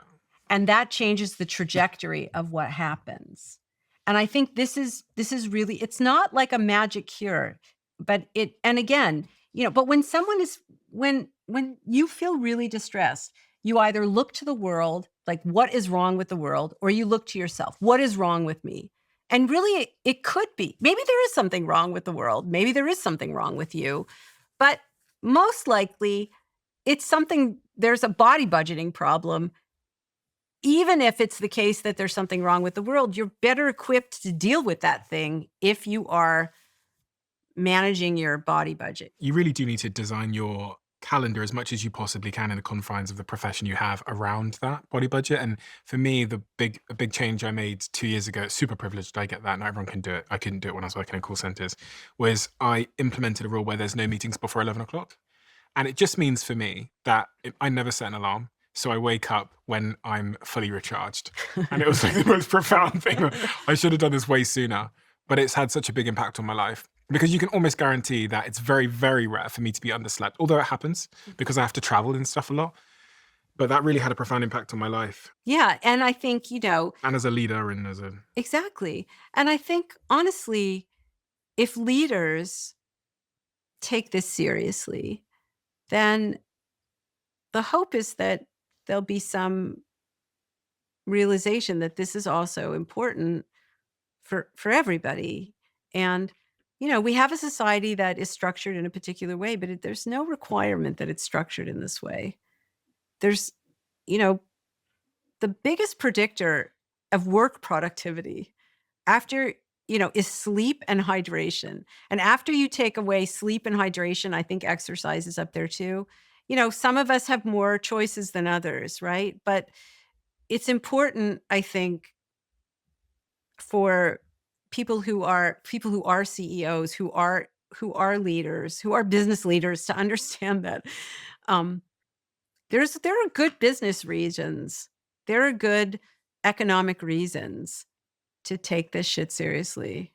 Am I right in thinking that alcohol impacts your body budget, and it therefore makes it harder for you to exhibit all the other behaviors and expend energy in other areas, and also therefore increases the probability that you'll be depressed? So, I should say that I am not an expert in the metabolism of alcohol. So I'm going to extrapolate based on what I do know.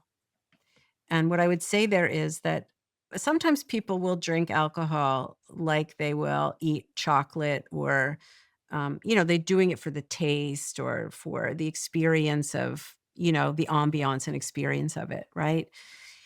But a lot of people end up using alcohol. They might start that way, or they might start because they're doing something with friends, but then they realize that it has a mood, it affects their mood. Anything which affects your mood, like people talk a lot about emotion regulation, but it's actually mood regulation. Again, your mood is these simple feelings that are with you all the time. Your brain is always regulating your body. Your body is always sending signals back to your brain, out of which it makes mood. So mood is a property of consciousness. It's with you always. Sometimes in moments you will make sense of the signals and the mood that goes with it in terms of the outside world. And that's when you experience emotion, right? Where your actions are relating the two together in terms of your mood. But a lot of the time we don't. We just experience mood as a property of consciousness. This is a delicious drink. That guy's an asshole. You're very trustworthy. The mood is embedded in the perception of the world. And when people, it's just like actually sometimes opioids have this effect also. They're mood altering, meaning if they're manipulating your mood, they are manipulating your metabolism. And when people get addicted, they often get addicted because they're regulating their mood. They're attempting to reduce their suffering. The problem I shouldn't say the problem, because I don't know exactly how alcohol affects metabolism. My expectation is that it's not just in one way. And also, I do know there are context effects, actually. So you can drink exactly the same amount of alcohol and it can have different effects in different contexts. That totally blew my mind when I saw that research. So I'm thinking it's not a simple relationship. But one thing I do know is that your predictions become sloppier, and you don't take in prediction error. You don't learn. You won't update any, and your behaviors are not necessarily well calibrated to the situation that you're in, which can have all kinds of downstream difficult problems. You can make things in the downstream worse for yourself, and make it harder to do budgeting later. Isn't it incredibly annoying when you're in a rush to leave your house, but you can't find your phone or your wallet? Now, because of Apple, if you have an iPhone, you can usually track it using Find My. But until recently, the same hasn't been possible if you've lost your wallet. But that has now changed because of today's sponsor, Exter. Exter is the first of its kind. By partnering with Apple, they've created a trackable wallet so that if you ever lose yours, you can find it within seconds. And this is it.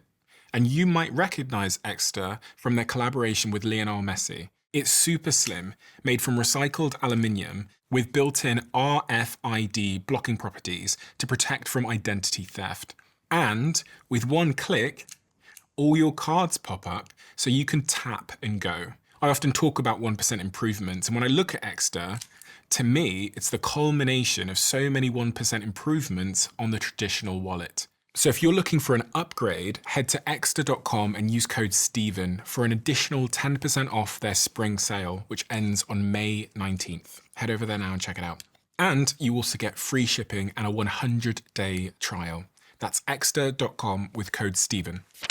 I wanted to ask you about something I heard you say, and I've actually had other guests on my podcast say it, and I wasn't ever sure if it was true until I heard you say it, which is that we can change our emotions by smiling.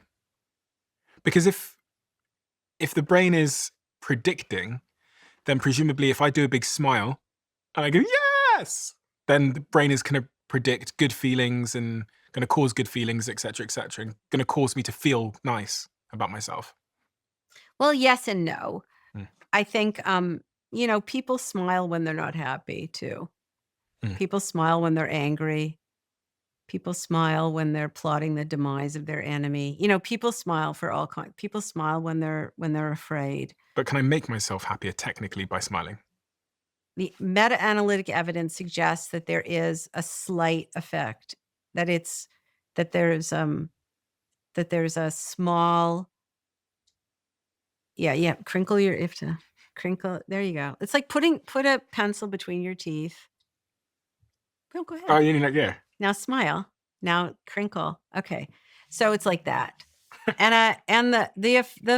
what I would say is it's a minuscule effect size. Like it's very small. I do feel happier. Do you? Yeah. But that's because I made you do something silly, maybe? Maybe, yeah. Okay.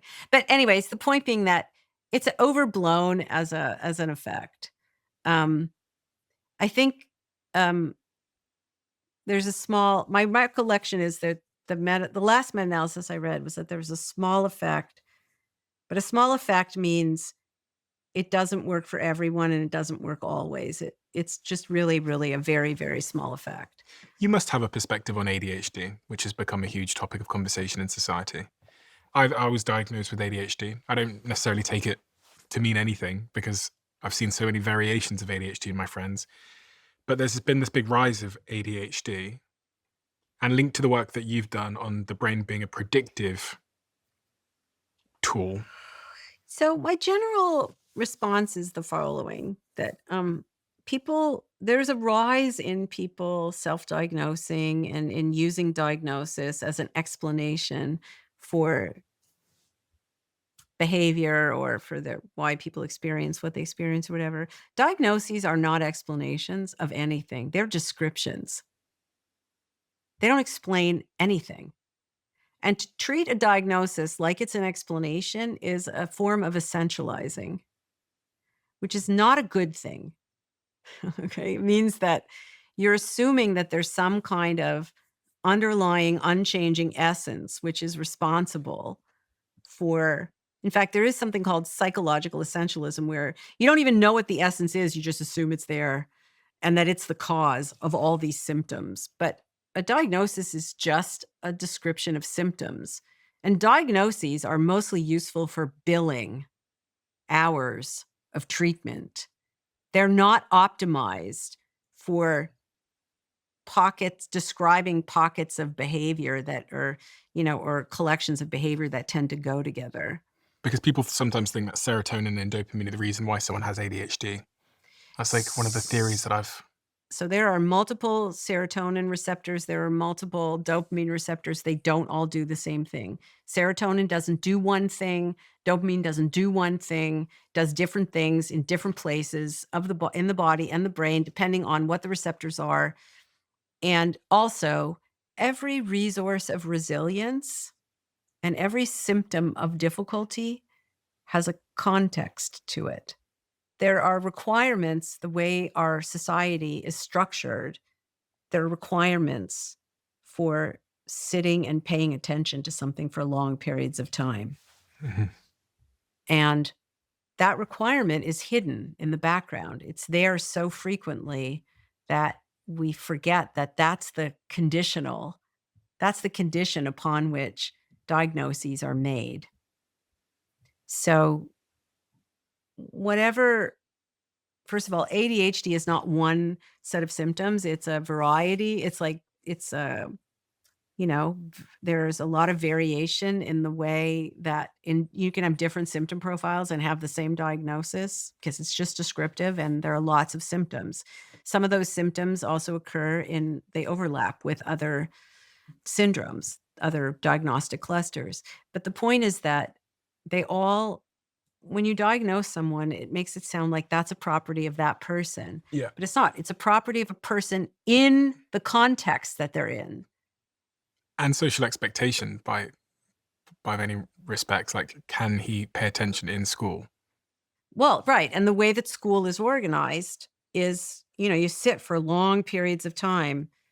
Well, it may be that there are other circumstances in which not holding your attention on one thing for a long period of time could be advantageous. So my point is that there are very few things that are just categorically good or categorically bad. There's always a hidden condition. Sure. There's always a hidden context. And so I think it's really important to foreground that context. You're not broken. You're just, your suitability to a certain context has been deemed to be doesn't fit. It's not productive for that context. And that may sound like weasel words, or it may sound, but it's not, because it's important that competencies are by context. And again, I would say this is not, being a bleeding heart, progressive or whatever. I mean, I am a bleeding heart progressive, but this is not an example of that. This is an example of me being pragmatic. You can regulate each other, something you talked about earlier on, which I found really, really interesting. I was reading about a study where of 25,000 people, and they found that people having a heart attack were 14% more likely to survive if they were married. But the other thing that I found interesting is that we regulate each other with words. And I think you did a study on assessing the power of words to facilitate emotion. It was a study you co-authored. Well, we've studied the power of words in many contexts, including words as invitations to make sense of, so if an instance of emotion is you making meaning of what is going on inside your body in relation to the world, then you invite people, every time you use an emotion word, you invite people to make meaning in that way. So you've proven then that certain words can calm us down. Well, yes, but I wouldn't say I've proven anything. Scientists don't, shown, demonstrated. Yeah, demonstrated in a context, right? Like scientists don't like the F word, the fact. I like the other F word, but that fact. That's a tough one because it means something that holds under all circumstances in all contexts, and that's very rarely the case. So, but yes, we have. So, and I mean, so if you've done it probably a million times, you text things to people, do you not? Yeah. Yeah. And when you text a couple of words to your partner or your friend, you can change their heart rate. You change their breathing rate. You can change all kinds of chemicals, all kinds of protein synthesis just with a couple of words.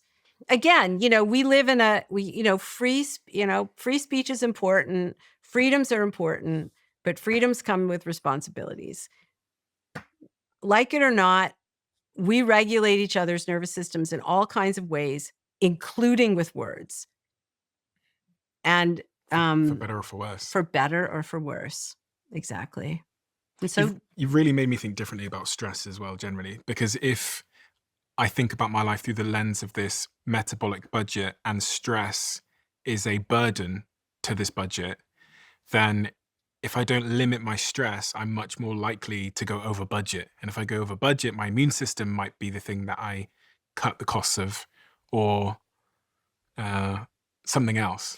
Right. I mean, there's good stress. You can't be without stress. That would mean you'd be without effort. So, sometimes scientists will talk about good stress and bad stress, which really just means stress that is planned and where you replenish what you spend, and stress that is pernicious and you don't. Chronic stress. Chronic stress, or, So what I would say is just, if you're in a stressful meeting, a meeting where it's affecting your mood, that means there's been some metabolic impact. Take into account what that means. With all that you know about the brain, I wondered if it's changed your view at all on religion and God and spirituality, and if there is a higher power at all. The brain is such a wonderfully complex, beautiful thing. It's the objective observer in 2025 looks at a brain and goes, this is fantastic. Many people then conclude that there must be a creator of that brain. But also we've talked so much today about meaning and the point of it all. So everything you've learned about the brain and neuroscience and psychology, has it made you believe in a God? No. Has it made you more atheist or agnostic? I'm pretty firmly an atheist. I don't think that the wondrous complexity of nature or or the brain or the nervous system requires a designer. And that logic doesn't make sense to me. So this is obviously a terrible leap, but do you therefore think that there's no inherent meaning to life outside of, the like reproduction and I'm just reading for the second time this book. It's called Open Socrates. okay. And it's a really wonderful book. And I've learned a lot about Socratic philosophy that I didn't know. And one of the things that Socrates thought was important was asking this question of what is meaning, and that you shouldn't be asking this question in 15-minute increments. You should be really asking this question about the expanse of your life. And so I think, if anything, being a scientist who studies how a brain in constant conversation with a body and the other brains and bodies in our world, and even the physical nature of our world, how that creates lots of different kinds of minds, including our very Western mind. That makes me think more about the importance of philosophy, actually, because I think philosophy is asking the same kinds of questions that religious belief tries to answer. And for me, that's a better path. I think it's a more comfortable path. I've often been asking questions like this my whole life, actually. So it makes me feel more like, what's the point? Like, what is the ultimate point? I think the answer for me, the ultimate point, is to leave the world a little better than I found it. It's like the Johnny Appleseed, philosophy.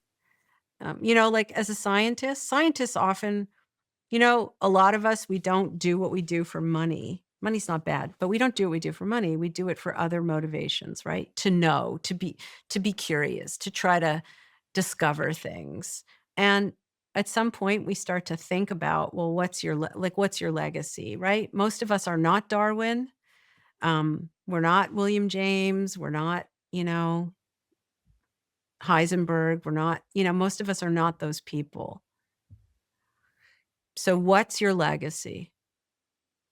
And in the end, I realized that I've published a lot of peer review papers. When people introduce me, they give some kind of about my citation, people, whatever. Dr. Lisa is one of the most influential figures in the field of emotion, neuroscience, and the nature of the brain. She is among the top 0.1% cited scientists in the world for her revolutionary research in psychology and neuroscience. Yeah, that's all nice, super nice. But actually, my legacy is really the people who I've trained, the minds that I've had the opportunity to engage with. And if I were going to be bean counting, I might be bean counting the number of laboratories that now exist that didn't exist before. Several generations of scientists who I trained, or who and also who trained me, along the way. So that's my legacy in some ways, really. It's the people and the ideas. And I would like to think, just to just wrap up to where we started, when I used to do a lot of classroom teaching, I would feel like what I told myself is, if I can change the trajectory, the outcomes of just one person in this class, just one, then I will have done my job. And I kind of feel that way a little bit, sort of the same about the public face of what I'm doing, right? The public science education. If I can help, if something that I've learned or something I've communicated can help somebody else live a more intentional life of with agency, where they're choosing and they're impacting their loved ones or their children, then I've done my job. That's my legacy. And the hard thing about that kind of a legacy of ideas impacting people's lives, is that you don't ever know what your impact is.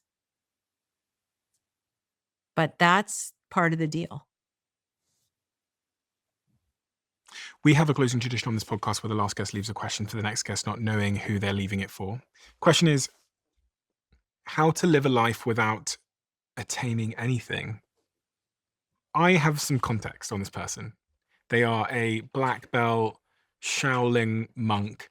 So they talk a lot about identity being Sure, and living without encumbrances and attachments and so on, right? It sounds like a very Buddhist question. yeah, The problem is that I think even a Buddhist attains something. They attain enlightenment. So they don't have attachments necessarily. They don't have wealth. They don't have power.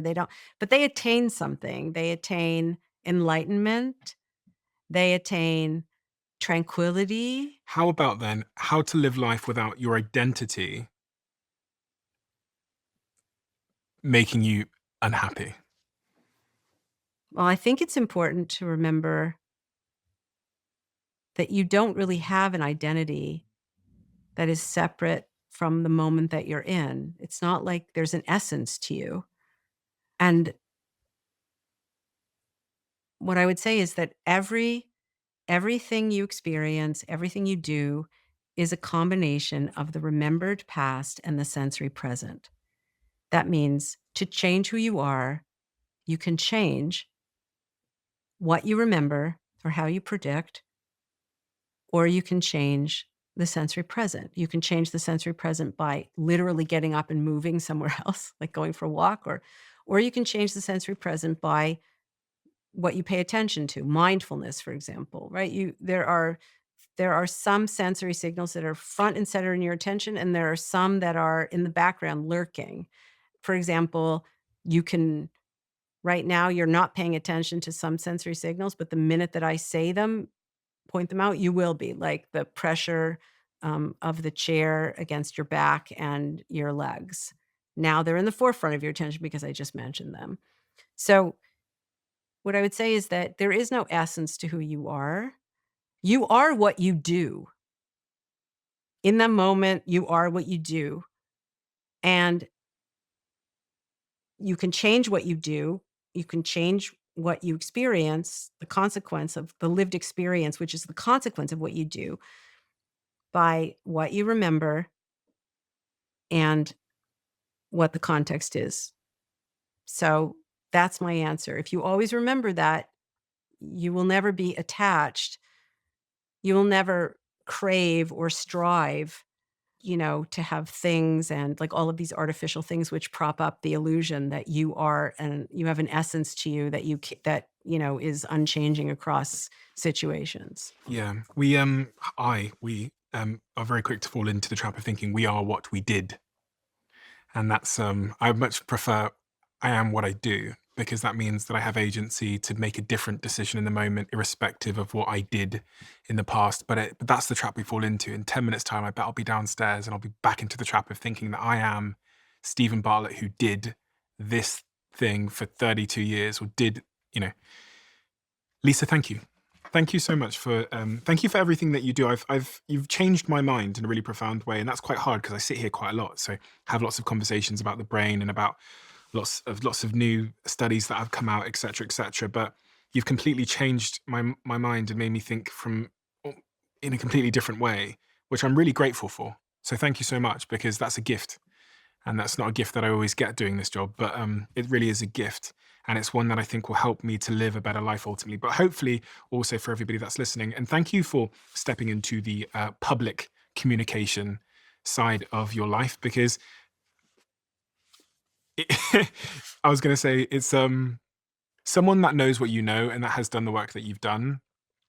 It is so important to the extent that I almost consider it to be like a really critical responsibility, because there's people like us that sit on these podcasts who aren't in the laboratory, that are getting our information from social media, TikTok, or any odd person that says anything. And it's really, really important that people like you step out more and share what you know. And thank you so much for writing these books, because they are absolutely brilliant. And just like you've changed my mind today, I think these books will change a lot of people's lives. I highly recommend this book, How Emotions Are Made. I'm going to link it below, The Secret Life of the Brain. And also for something a little bit shorter, but equally accessible, this book here, 7.5 Lessons About the Brain. Thank you so much. We're done. Thank you so much. I'm going to let you into a little bit of a secret. You're probably going to think me and my team are a little bit weird, but I can still remember to this day when Jemima from my team posted on Slack that she changed the scent in this studio, and right after she posted it, the entire office clapped in our Slack channel. And this might sound crazy, but at the Diary of a CEO, this is the type of 1% improvement we make on our show. And that is why the show is the way it is. By understanding the power of compounding 1%, you can absolutely change your outcomes in your life. It isn't about drastic transformations or quick wins.